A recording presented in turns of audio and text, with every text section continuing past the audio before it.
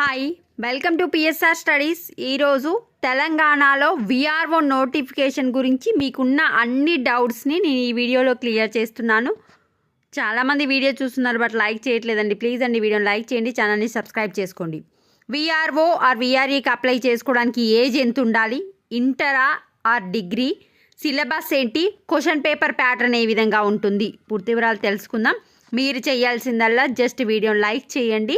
మీకు VRO notification complete అయిపోయే వరకు, మీకు జాబ్ వచ్చే వరకు ఏ చిన్న అప్డేట్ వచ్చినా అప్డేట్ చేస్తూ ఉంటాను.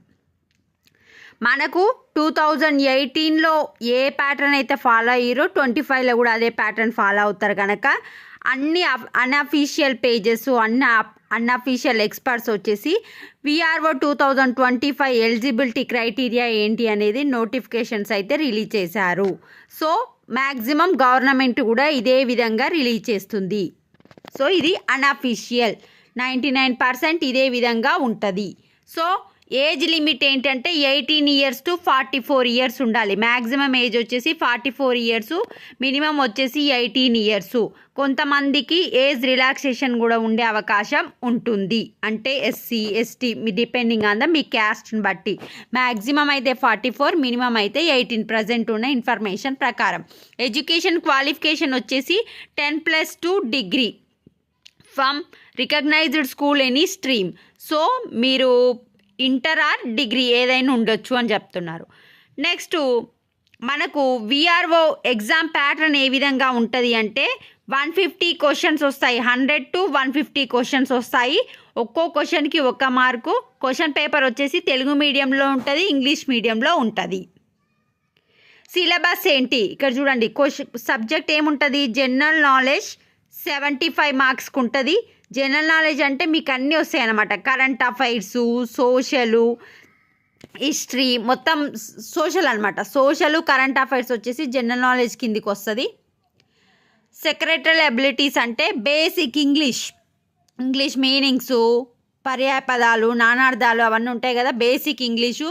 Mental ability, verbal and non verbal అంటే కొన్ని డయాగ్రామ్స్ ఇచ్చి ఈ డయాగ్రామ్స్ సేమ్ ఉన్నాయా డిఫరెంట్ ఉన్నాయా అని అడుగుతారు కదా, అట్లాంటివి.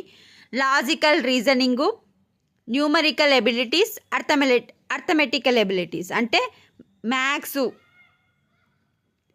రీజనింగు, ఇవన్నీ ఏమో సెక్రటరీ ఎబిలిటీస్లో 75 మార్క్స్కి రావడం జరుగుతుంది. జనరల్ నాలెడ్జ్ రిమైనింగ్ అండి 75 మార్క్స్ రావడం జరుగుతుంది. మనకైతే అది ఉండదు, ఏంటి నెగిటివ్ మార్కింగ్ అయితే ఉండదు. మరి కొత్తగా పెడితే చెప్పలేం కానీ 2018లో మాత్రం నెగిటివ్ మార్కింగ్ ఉండదు. 150 మార్క్స్కి ఎగ్జాము, ఒక్కో క్వశ్చన్కి 1 మార్కు. కరెంట్ అఫైర్స్కి, జనరల్ నాలెడ్జ్కి 75 మార్క్స్, రిమైనింగ్ వాటికి 75 మార్క్స్. కొత్తగా 13,000 కొలువులు. వివిధ శాఖల్లో సర్దుబాటైన విఆర్ఓ విఆర్ఏలు తిరిగి గ్రామ పాలనాధికారులుగా నియామకం.